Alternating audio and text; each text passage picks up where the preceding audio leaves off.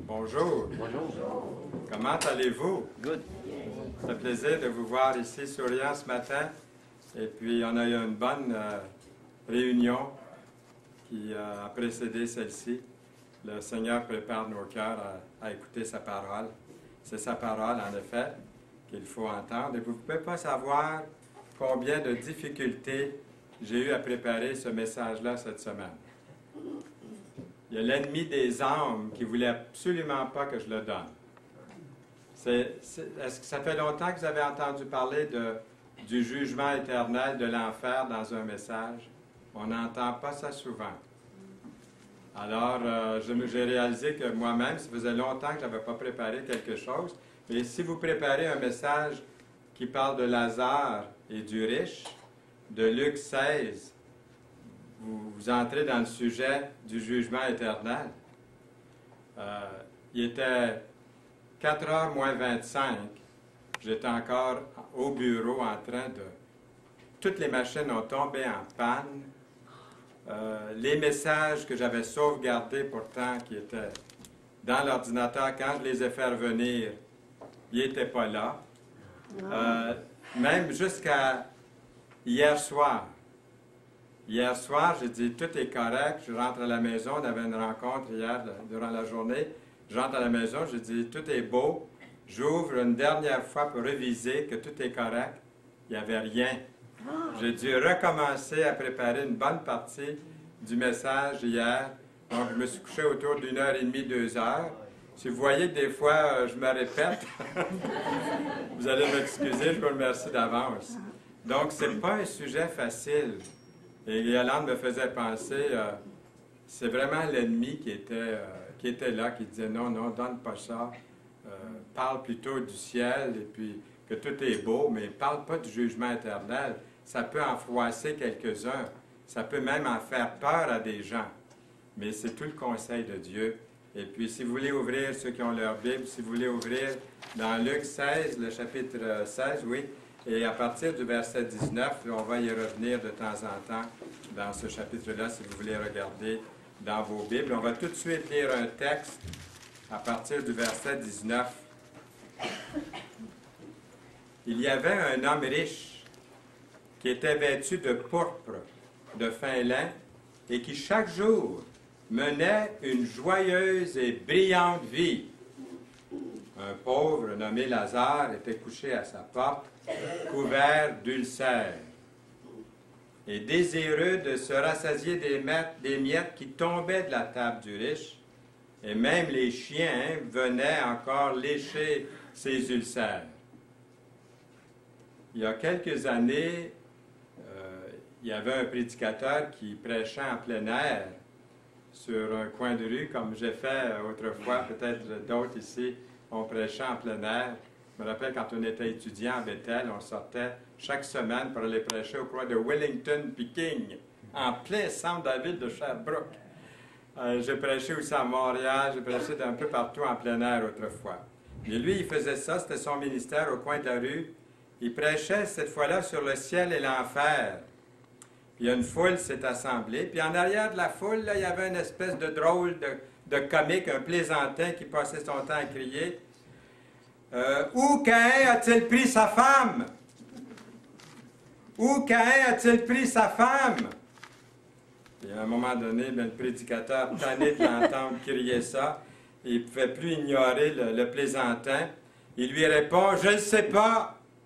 Quand j'irai au ciel, je lui demanderai. » Le plaisantin lui crie « Et puis s'il n'est pas là? » Le prédicateur lui répond « Bien, vous lui demanderez. »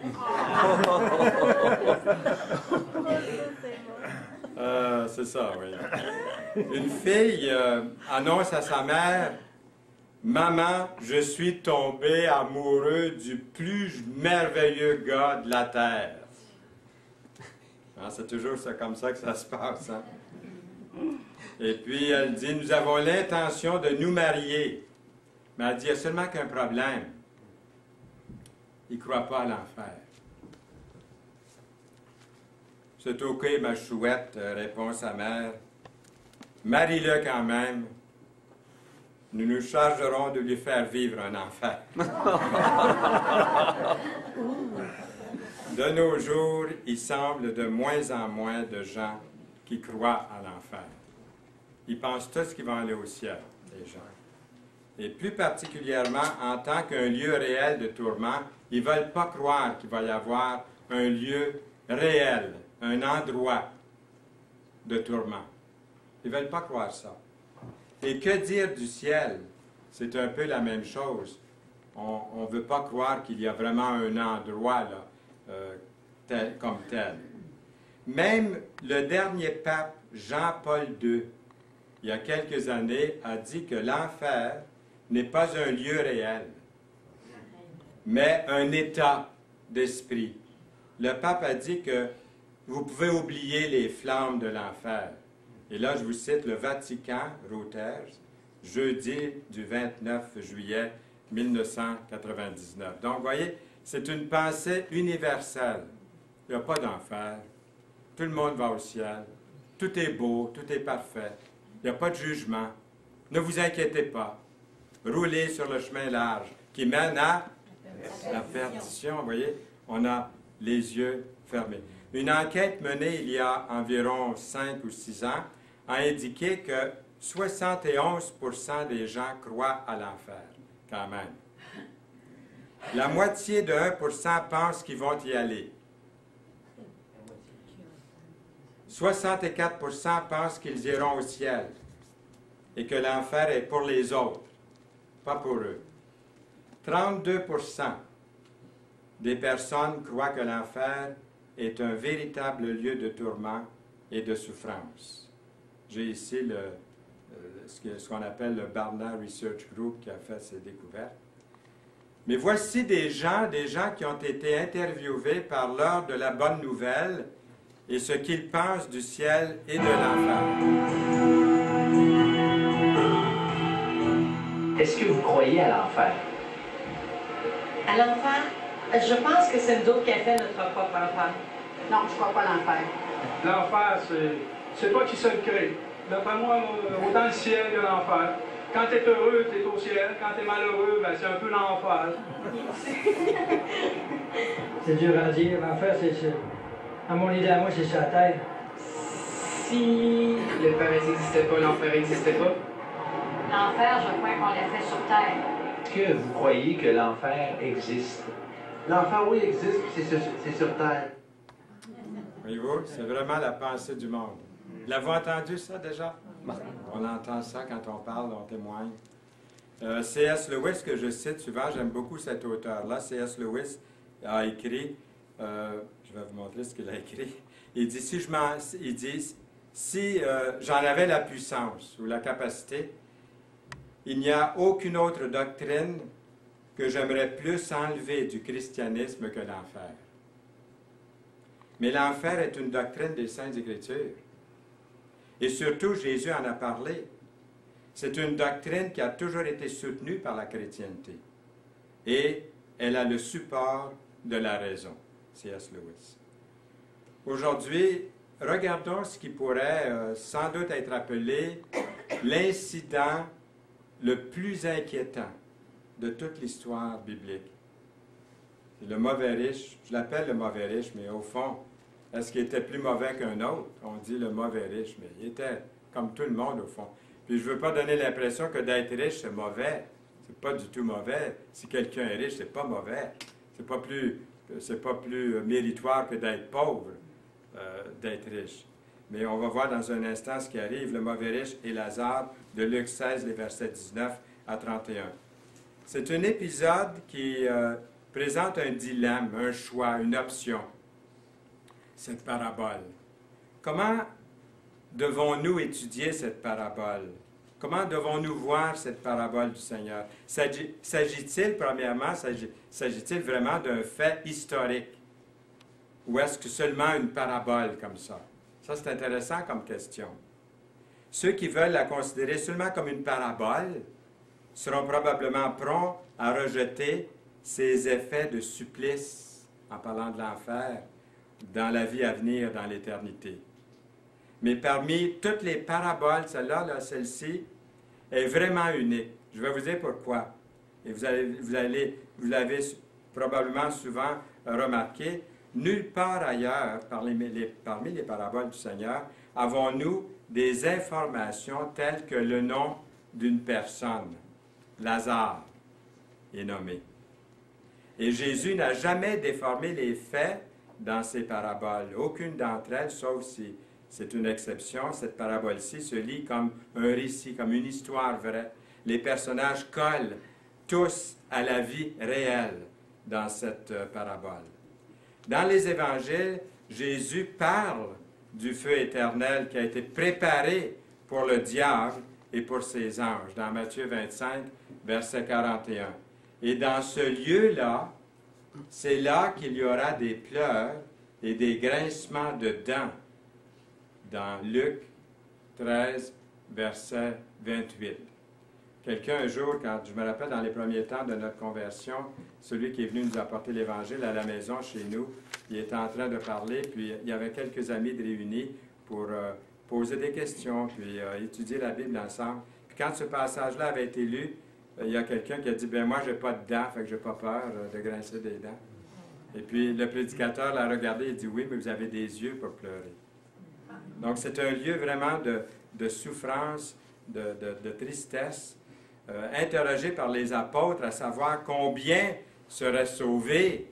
Jésus a répondu, qu'est-ce qu'il a répondu le Seigneur? Entrez par la porte étroite. En parlant de lui, Jésus, il dit, entrez par la porte étroite. Car large est la porte, spacieux est le chemin qui mène à la perdition. Et il y en a beaucoup qui entrent par là. Il y a des gens qui disent, moi je m'en vais avec la majorité.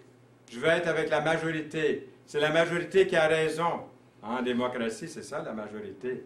Mais ce n'est pas toujours la majorité d'après la parole qui est la vérité selon la parole. Et c'est la parole de Dieu ici. Nous voyons que Jésus est ce chemin, cette porte étroite, mais le chemin large, spacieux est le chemin qui mène directement à la perdition. Et ce qui me frappe ici dans le verset, il y en a beaucoup, beaucoup, beaucoup qui entrent par là dans Matthieu 7, les versets 13 et 14.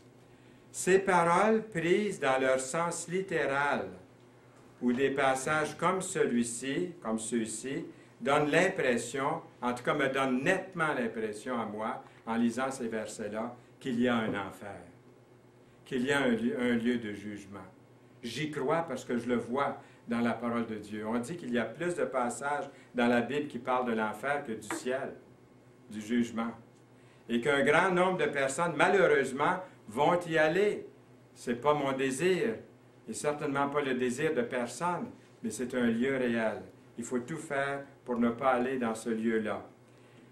L'histoire dont nous sommes saisis ce matin nous montre comme une sorte de pièce de théâtre avec deux scènes dans cette pièce-là, deux scènes particulières. Nous avons les deux hommes, tels qu'ils ont vécu sur la terre. Puis nous avons aussi le destin des deux hommes après leur mort. Premièrement, les deux hommes tels qu'ils ont vécu sur la terre, selon Luc 16, les versets 19 à 21. Le verset 19 de Luc 16 dit ceci, « Il y avait un homme riche qui était vêtu de pourpre et de fin lin. » Et là, j'essaie de m'imaginer. Alors, je suis allé voir un peu partout pour trouver des images, la conception artistique des habits dans le temps. Puis là, j'ai rempli toute ma tête d'informations là-dessus. Et j'ai trouvé que dans le monde antique, les vêtements rouges foncés sont signes de puissance et de richesse. Je regarde comment vous êtes habillés ici ce matin, là. Et puis, les signes foncés de richesse, hein, les signes de puissance et de richesse. Ils sont les vêtements de royauté, par exemple, et considérés comme un signe d'honneur, selon Daniel, chapitre 5, verset 7, on voit ça. Et c'est dire que cet homme vivait vraiment comme un roi. Aujourd'hui, il conduirait probablement une belle grosse Mercedes-Benz, ou ma voiture préférée à moi, c'est une Jaguar, toute équipée. Peut-être c'est ça qu'il conduirait de nos jours, cette personne-là. où habiterait cette maison-là ou une maison semblable. Et puis, sûrement qu'il serait une grande vedette de la télévision. En 1967, j'ai été envoyé au Mexique pour traduire les films qui ont été montrés au pavillon Sermon de la Science. On avait une vingtaine de films à traduire. Et puis, on m'a envoyé là-bas pour surveiller la traduction. C'était mis en lèvres, synchronisé en lèvres. La personne parle anglais, mais on dirait qu'elle parle français. Donc, moi, quand ils changeaient des mots, c'était des artistes qui faisaient ça. Et puis, quand ils changeaient des mots, bien là, je surveillais qu'ils changeaient pour des bons mots de la parole et non pas des mots qui adonnent bien avec la langue anglaise, voyez-vous. Et puis, le grand patron de ce grand studio de cinématographique à Mexico, c'était nommé la vedette la plus grande du Québec, là, où... Céline Dion. Ah, bon, ben, peut-être pas Céline Dion, disons un animateur très connu. Lui était un animateur à la télévision à tous les jours. Moi, je ne le savais pas, ben, je l'ai appris, mais pour moi, il était juste le patron de ce grand studio-là. Et puis là, il est venu écouter les traductions qu'on faisait. 2 semaines avant qu'on arrive là, il avait traduit Brigitte Bardot du français à l'espagnol. Il m'a dit, ce directeur, il dit, vous avez presque rencontré, parce que je voyais sur le mur une grande photo de lui avec Brigitte Bardot. Il dit, vous l'auriez peut-être rencontré. Il dit, si vous étiez venu 2 semaines plus tôt, j'étais 1 mois là-bas au Mexique pour travailler. Et lui, il écoutait comme ça dans les coulisses. Il était à la télévision tous les jours. Il y avait un club de danseuses à gogo à Cuernavaca, au Mexique. Un homme mondain comme vous ne pouvez pas penser. Il y avait 3 épouses, une légale, 2 concubines, des enfants dans chaque maison, puis il les soutenait tous les 3. Il y avait une grosse voiture sport, semblable à ce qu'on a vu tantôt, là. Il est venu me chercher à l'hôtel un jour. Puis il dit, j'ai des questions à vous poser. Il dit, je veux avoir ce que vous avez. Lui, il avait l'argent, la popularité, il avait tout. Puis il dit, vous ne partirez pas du Mexique sans que j'aie ce que vous avez. Moi, j'ai dit, ouais, qu'est-ce que j'ai?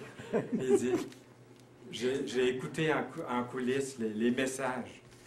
Puis il dit, je voudrais avoir ça, là, ce que vous avez, là. Il y a quelque chose qui... Vous voyez, il voyait quelque chose, là, mon épouse ne le voit pas, ni mes enfants, ni les autres, mais les gens voient chez vous si vous êtes un enfant de Dieu. Ils le voyaient comme ça.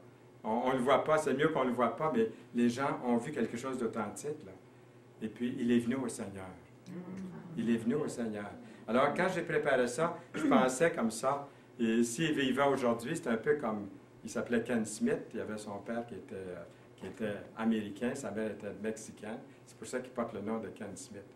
Mais je coupe l'histoire parce qu'elle est un peu plus longue. J'ai pu parler à ce monsieur-là, on a pu avoir une étude biblique ensemble, puis il a continué dans la vie chrétienne par la suite. Les versets 20 et 21 nous parlent du pauvre Lazare. C'est seulement dans cette seule parabole que Jésus fait mention de quelqu'un, comme je disais, par son nom. Et ça me porte à penser que nous ne devons pas s'esquiver en pensant quelque chose comme « Ah, c'est pas grave ». C'est seulement une parabole, une histoire que Jésus racontait. Il ne faut pas s'esquiver en pensant ça. Ce pauvre homme est tout ce que le riche n'est pas. Ce pauvre homme est affamé, misérable, faible, sans force. Puis au lieu de porter un vêtement violet, comme le riche, ce mendiant est vêtu de plaies, de fléaux, de misère, de souffrance. Pourtant, il ne demande pas grand-chose. Il était uniquement désireux de se rassasier des miettes qui tombaient de la table du riche, dans Luc 16, verset 21.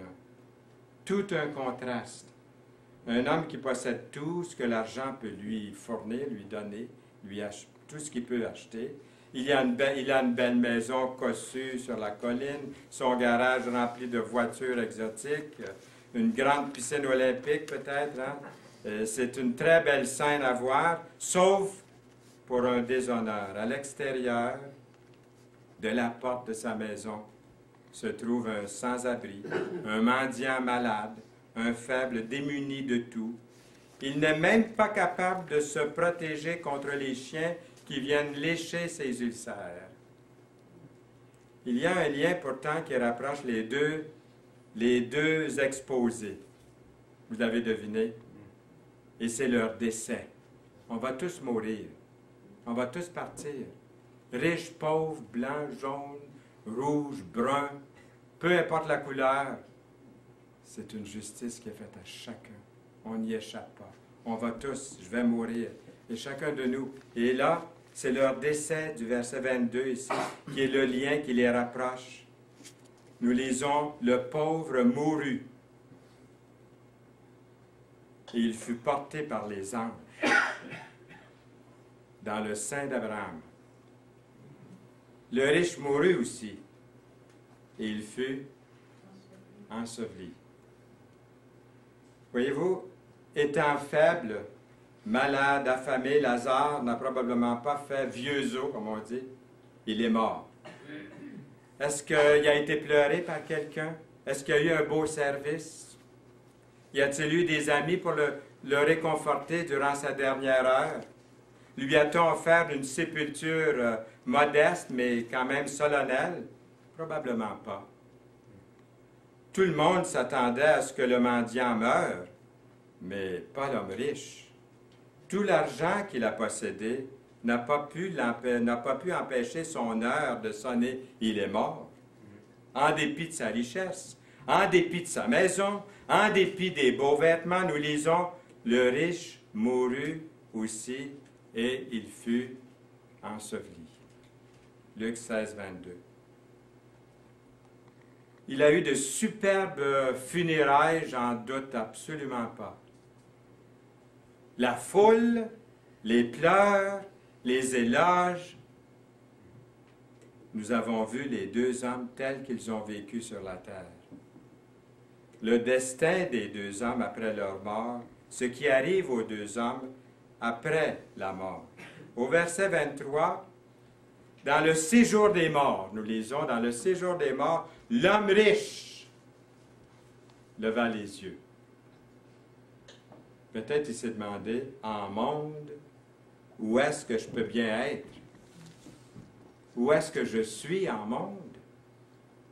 Maintenant, dépouillé de son manteau violet, il est dans les tourments. Il connaît désormais l'horreur de l'enfer. Le mot Hadès, ou séjour des morts, se trouve 10 fois dans le Nouveau Testament. L'enfer est généralement lié au mot grec lagéane dans la Bible, c'est un lieu de punition éternelle, pour désigner un lieu de punition éternelle. On voudrait nous faire croire que l'enfer ne sera pas un dixième. On voudrait nous faire croire que ce ne sera pas même un dixième aussi pire que ça. Mais la réalité, chers amis, ça pourrait être que ce sera 10 fois pire aussi. Si l'enfer ne durait 100 ans, disons que ça durait seulement 100 ans, la personne pourrait être capable de le supporter. Même 100 ans. Pourquoi? Parce que après une journée, il pourrait se dire en lui-même encore 99 ans et 364 jours. Je vais sortir d'ici. Mais si les paroles de Jésus sont à prendre littéralement, après 100 ans, ces tourments vont faire juste commencer. L'éternité.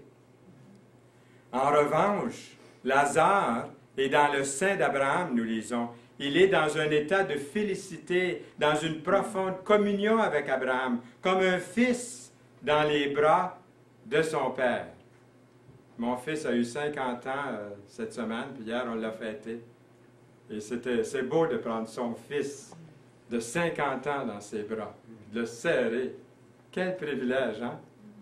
Bien, là, Lazare connaît cette affection, cet amour. Ce Père, nous lisons. Il est écrit sous la représentation de l'enfer inferno de Dante. Celui qui entre par cette porte laisse tout espoir derrière lui. Celui qui va entrer par la porte de l'enfer. Au verset 24, l'homme riche se croit toujours en charge et capable de donner des ordres. Il considère Lazare comme un simple serviteur à son service. Au verset 25, nous voyons ici un renversement de fortune, un thème commun à l'Évangile selon Luc. Nous lisons, « Il a renversé les puissants de leur trône et il a élevé les humbles. » On voit vraiment l'application de ce verset-là dans ce récit biblique. « Il a rassasié de biens les affamés et il a renvoyé les riches avides. » Luc 1, versets 52 et 53. Le riche est devenu un mendiant et le pauvre homme connaît désormais et pour toujours la place d'honneur à la table d'Abraham. Vous vous demandez pourquoi donc l'homme riche a-t-il été condamné à cette terrible défaite? Le riche n'avait pas été un homme violent, il n'avait pas été délibérément cruel envers Lazare. Il n'avait pas chassé Lazare loin de sa maison, il l'avait juste laissé assis à sa porte, là, sans rien faire, mais il ne l'a pas chassé, il l'a enduré. Il n'avait pas bousculé Lazare. Pourquoi un châtiment aussi sévère? Mais il est temps pour un revirement de fortune. Je souffre cruellement dans cette flamme. Abraham répondit, mon enfant. Vous voyez encore ici, je vois une sorte d'affection qui continue. Souviens-toi que tu as reçu tes biens pendant ta vie et que Lazare a eu les maux pendant la sienne. Maintenant, il est ici consolé et toi tu souffres. Dans Luc 16, versets 24 et 25. Le riche avait été indifférent. Ça faisait combien de temps que Lazare était à sa porte? Là, à sa porte, était un être humain malade et affamé. Il aurait pu un jour se montrer généreux et ainsi s'accumuler des trésors dans le ciel, mais il a été insensible à la misère humaine, là tout près de lui, au seuil de sa porte. Le riche avait été égoïste. Je suis en train de démontrer que le riche ou le pauvre, tous sont péchés, tous sont pécheurs. Le pauvre n'est pas entré au ciel parce qu'il était meilleur, mais parce qu'il a reconnu le Seigneur Jésus-Christ. C'est ça la fin de l'histoire que je vous donne. Tout de suite la conclusion, une petite parcelle de conclusion. Et le riche, étant riche en possédant tant de richesses, si seulement il s'était confié, au lieu de ses richesses, se confier en Dieu, se confier dans le Seigneur et le reconnaître comme son Sauveur et Seigneur, ça aurait été presque naturel pour lui d'aider ce pauvre mendiant à sa porte. Son cœur aurait été changé. Son problème va plus loin que son indifférence. Il a vécu une vie autocentrée sur son propre confort et plaisir. Il avait assez de biens. Vous vous rappelez l'histoire du jeune riche qui est venu trouver le Seigneur? Qu'est-ce que le Seigneur lui avait dit? Puis comment l'histoire finit cette fois-là? Cette fois-là, il est venu à Jésus, puis il est à peu près le seul qui est reparti sans être régénéré, sans recevoir une bénédiction de Dieu. Il est parti triste. Pourquoi? Il y avait de grands biens, il ne pouvait pas s'en défaire, voyez-vous? La tentation était tellement forte. Et lui, c'était la même chose. Il avait assez de biens pour partager avec les autres, mais il ne l'a pas fait. Il était resté égoïste et tellement centré sur lui qu'il n'a pas pu voir Dieu qui était là à la porte. Il n'a pas pu entendre Jésus qui frappait à la porte de son cœur. Jésus frappe à la porte. Celui qui ouvre, le Seigneur dit, j'entre chez lui. Mais il attend avec courtoisie que nous ouvrions la porte. Au verset 26, nous lisons, il y a entre nous et vous un grand abîme. Et pourtant, vous voyez, nous avons ce merveilleux verset des Écritures, et je ne peux presque pas m'empêcher de donner des messages depuis 1959 que je donne des messages, sans citer, car Dieu a tant aimé le monde, qu'il a donné son Fils unique, afin que quiconque croit en lui ne périsse pas, mais qu'il ait la vie éternelle. Ça, c'est le désir de Dieu. Il faut vraiment le recevoir. Il y a au moins une leçon à tirer de cette histoire. Notre destin éternel sera définitivement fixé à la mort. Il ne faut pas attendre là. Il faut faire ça avant. Il n'y aura pas de deuxième chance. Et cette parabole contredit fortement la doctrine du salut universel. Hein, vous l'avez entendu, cette doctrine-là. Ah, tout le monde va être sauvé. Dieu est bon. Il ne peut pas envoyer des gens, ses créatures en enfer. Mais il est juste, il est rempli d'amour, car Dieu a tant aimé le monde, vous voyez? Les deux sont là, la justice, mais aussi son amour. Son amour et sa justice. Quels sont les autres enseignements à retenir de cette parabole? Les apparences peuvent être trompeuses, donc décevantes. Deuxièmement, peu importe combien de biens vous possédez, ce qui compte, c'est comment vous les utilisez. Troisièmement, la mort avec toute sa force ne sera pas en mesure de détruire la conscience, votre identité, votre mémoire ou le destin, votre destin d'une personne. Autres enseignements à retenir, la prise de conscience des deux personnes démontre bien qu'ils sont encore en vie. Ils continuent d'exister.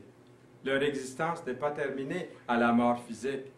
Ça continue d'une façon encore plus marquée, plus réelle, plus concrète. Mieux que qu'est-ce qu'on a, nos yeux vont voir mieux que qu'est-ce qu'on voit maintenant, même avec les meilleures lunettes que nous possédons. Ils ne dorment pas. Ils ont parfaitement connaissance de leur entourage.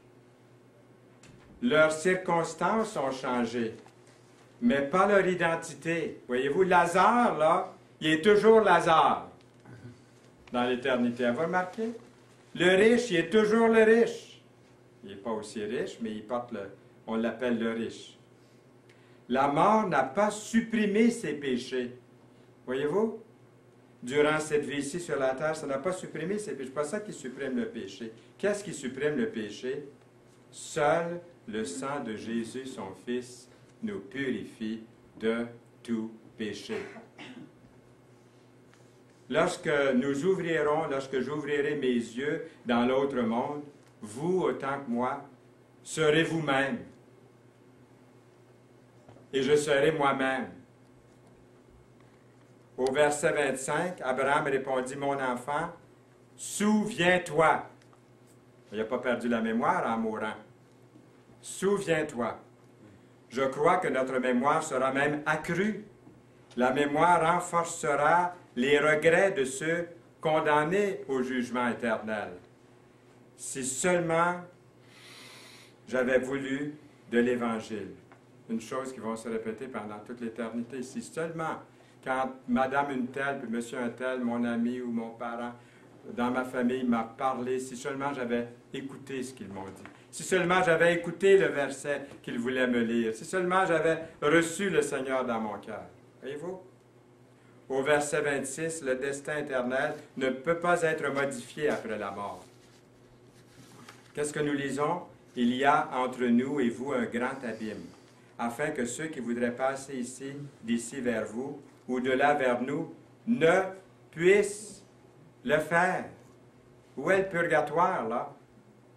Il n'y en a pas, hein, d'après ce verset-là. Il n'y a pas d'entre-deux, là. On ne peut pas passer d'un à l'autre, comme c'est écrit. C'est maintenant le jour du salut. Qu'est-ce qui est écrit dans la Bible? Voici maintenant, ça veut dire ce matin, en cet instant.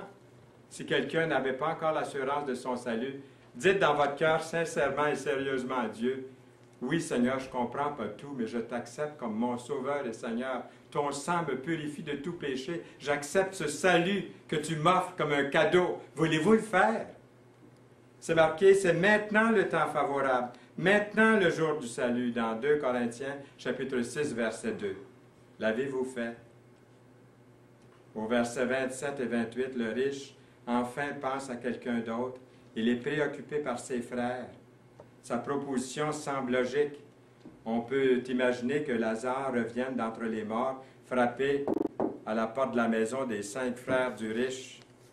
Il leur annonce qu'il est envoyé de la mort pour les avertir. Ça pourrait sûrement fonctionner. Au moins, c'est ce que pense le riche. Il y a des gens qui nous disent, il n'y a pas personne qui est venu pour nous le dire. Hein? Il n'y a pas personne qui est venu pour nous le dire. Combien de fois j'ai entendu ça? Des milliers de fois. Hein? Ben, je dis oui, il y en a un qui est venu pour nous le dire. Le Seigneur, il était là, puis il est venu nous le dire, puis il est mort sur la croix pour vous, puis il est remonté, puis il revient. Au verset 29, ils ont Moïse et les prophètes, qu'ils les écoutent. Puis là, il se met à s'obstiner avec, il dit, non, non, Père Abraham, hein, Je connais des choses mieux que toi, Père Abraham. Je vais te boucher un trou, Père Abraham, hein? Je vais te dire quelque chose, Père Abraham. Si quelqu'un des morts va vers eux, ils se repentiront. Pas vrai? De nos jours, quelqu'un pourrait dire, « Ah, je sais que mes 5 frères ont la Bible. »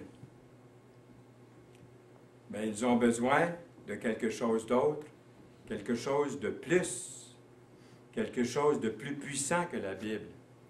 Ils vont dire un signe, un miracle. Ils n'ont pas besoin de la Bible, ils l'ont déjà, hein? Peut-être sur une tablette avec de la poussière dessus. Puis elle a coûté cher, elle coûte 35$ dans le temps. Puis ils ne l'ont pas ouvert. Non, non, j'ai lu la Bible, j'ai lu ça. Mais s'il y avait un miracle, un signe, je croirais. Au verset 31, « S'ils n'écoutent pas Moïse et les prophètes, ils ne se laisseront pas persuader, même si quelqu'un des morts ressusciterait. » Et puis, il y a un autre beau verset dans Jean 12, 37 qui dit, « Malgré tant de miracles qu'il avait fait, Jésus, en leur présence, ils ne croyaient pas en lui. » En voulez-vous des miracles? Ça ne fait pas des chrétiens bien, bien forts. Même s'ils voyaient des miracles, ils croiraient. Est-ce que vraiment, sincèrement, ils sont venus au Seigneur? Si quelqu'un ne veut pas écouter la Bible, même si quelqu'un se relevait d'entre les morts et lui apparaissait, il ne se laisserait pas convaincre plus. Les églises aujourd'hui, plusieurs églises aujourd'hui essaient toutes sortes de programmes, de tactiques pour attirer les gens du monde, les perdus. Ils veulent les attirer au Seigneur. Le but, c'est louable. C'est pas mauvais des fois en soi. Ils vont peut-être changer le style de musique dans leur église, par exemple, pour attirer les gens. Ils disent, on va les attirer comme ça. Bon, c'est pas mauvais. Ou ils veulent rendre l'église plus attrayante. Bon. Et surtout pour la jeune génération, ils veulent faire ça. Ou ils vont peut-être s'adapter à un style de prédication. Jamais parler de l'enfer. Puis, bien des sujets aussi qu'on éviterait comme prédicateur. Moi, je suis pas à la mode, je parlais de l'enfer ici ce matin-là. Hein? Je ne suis pas un prédicateur de ces sortes de prédicateurs-là, parce qu'eux, ils ne vous parleront pas de l'enfer. Ils vont vous dire plutôt, vous êtes beaux, vous êtes fins, vous allez tous au ciel. Mais la parole est claire là-dessus. Et peut-être, j'espère que tout le monde ici, il n'y a pas personne qui ira dans ce lieu éternel pour l'éternité, dans l'enfer, c'est-à-dire, mais dans le lieu de délice, que tous pourront y entrer. Vous connaissez la porte, le chemin. Comme des messages aussi qu'on entend, des fois des messages de beaucoup plus de motivation. Il y a des églises aujourd'hui, des prédicateurs qui sont spécialisés dans l'estime de soi. Des prédicateurs beaucoup basés là-dessus. J'en écoute des fois sur Internet de ces prédicateurs-là. Les 7 étapes pour une vie meilleure, hein? C'est des titres à peu près comme ça. Ou comment faire pour être heureux.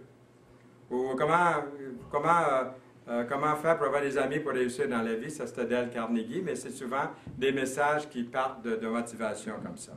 Toutes sortes de programmes sont lancés en vue de répondre aux besoins de ceux et celles qui ne vont plus à l'Église. Disons qu'on ne peut pas tous dire non, c'est mauvais, ça peut être bon, mais de tels programmes puis de tels sermons, est-ce que ça amène plus les gens à la vraie repentance? Non, Père Abraham, mais si quelqu'un des morts va vers eux, ils se repentiront. C'est ça qui revient dans l'idée des gens. Ils ne veulent pas entendre la parole, ils veulent un signe, un miracle, quelque chose d'autre, mais pas la Bible. C'est un vieux livre. Nous devons utiliser la parole pourtant. Pas vrai? Nous devons utiliser, l'apôtre Paul ordonne à son jeune ami Timothée, prêche la parole. Vous voulez savoir où c'est écrit? 2 Timothée 4, verset 2. Les programmes peuvent certainement contribuer, mais les gens doivent entendre et écouter la parole de Dieu. La parole de Dieu. Cette parabole, aujourd'hui, nous enseigne que les mesures prises par Dieu pour appeler les gens à la repentance n'est pas en leur assurant un avertissement de la mort, mais Dieu appelle les gens à la repentance par la puissance de sa parole écrite. Il ne faut pas minimiser ou sous-estimer les valeurs des Saintes Écritures. Recevez avec douceur la parole qui a été plantée en vous. Et qui peut quoi? Sauver vos âmes, la parole. Nous lisons aussi, et ça c'est un de nos versets favoris, à Yolande et moi, en préparant, Yolande me donne un bon coup de main pour préparer le PowerPoint, puis tout ça, vérifier le français, c'est pas d'erreur. Et puis, quand on est arrivé à ce verset-là, elle m'a dit, ça c'est un beau verset, un de ses versets favoris. Celui qui me rejette et qui ne reçoit pas mes paroles à son juge, la parole que j'ai annoncée, c'est elle qui le jugera au dernier jour. Et vous la tenez sur vos genoux, cette parole, aujourd'hui. Nous lisons aussi, car la parole de Dieu est vivante et efficace, plus tranchante qu'une épée quelconque à deux tranchants, pénétrante jusqu'à partager l'âme et esprit, jointure et moelle. Elle juge les sentiments et les pensées du cœur dans Hébreux 4.12. Et ce fameux verset de 2 Timothée 3.16, toute l'Écriture est inspirée de Dieu et utile pour enseigner, pour convaincre, pour corriger, pour instruire dans la justice. Mais relisons à nouveau le texte. Abraham répondit, ils ont Moïse et les prophètes, qu'ils les écoutent. Et il dit, non, Père Abraham, mais si quelqu'un des morts va vers eux, ils se repentiront. Et Abraham lui dit, s'ils n'écoutent pas Moïse et les prophètes, ils ne se laisseront pas persuader, même si quelqu'un des morts ressusciterait. Qui est-ce qui est ressuscité? Jésus. Est-ce qu'ils croient plus? Ils ne veulent même pas croire à la résurrection, ceux qui rejettent le salut. Ça fait réfléchir, vous ne trouvez pas? Quelle influence a la parole de Dieu sur moi, sur vous, sur nous? En tant que disciples du Seigneur, nous attachons, n'est-ce pas, une très grande importance aux Saintes Écritures. La parole écrite a le pouvoir de nous convaincre, de convaincre le pécheur de péché. Elle a le pouvoir de nous convaincre de justice et de jugement. Maintenant, quand je prie pour des amis qui n'ont pas encore l'assurance de leur salut, je prie toujours, Seigneur, donne à cette personne-là, convainc-les de péché, de justice et de jugement. C'est comme ça que je dois prier pour ceux qui sont perdus. Je peux leur prêcher n'importe quoi, mais si le Seigneur, le Saint-Esprit, ne les convainc pas de péché, de justice et de jugement, est-ce qu'ils vont venir à la repentance? Ils doivent passer par ça pour pouvoir trouver le Seigneur. Ce sont les paroles de Jésus à ses disciples. Il dit, je vous dis la vérité, il vous est avantageux que je m'en aille. Car si je ne m'en vais pas, le Consolateur ne viendra pas vers vous, le Saint-Esprit, c'est-à-dire. Mais si je m'en vais, je vous l'enverrai. Et quand il sera venu, il convaincra le monde en ce qui concerne le péché, la justice, le jugement. Dans Jean 16, versets 7 et 8. C'est ça qu'il faut prier. Et dernier texte ici, c'est pourquoi nous rendons continuellement grâce à Dieu de ce qu'en recevant la parole de Dieu que nous vous avons fait entendre, vous l'avez reçue. Et ça, c'est merveilleux, ça. Vous l'avez reçue, non comme la parole des hommes, mais ainsi qu'elle l'est véritablement, comme la parole de Dieu qui agit en vous, qui croyez. Amen. Amen. Amen. Seigneur, merci pour cette parole qui nous parle, qui nous convainc. Que personne ne refuse, Seigneur, d'écouter, d'entendre et d'écouter cette parole et d'obéir cette parole. Aide-nous comme chrétiens à marcher à nouveau dans tes voies et à nous rappeler ce récit des Saintes Écritures, de mettre en pratique cette parole bénie. Au nom précieux de Jésus. Amen. Amen.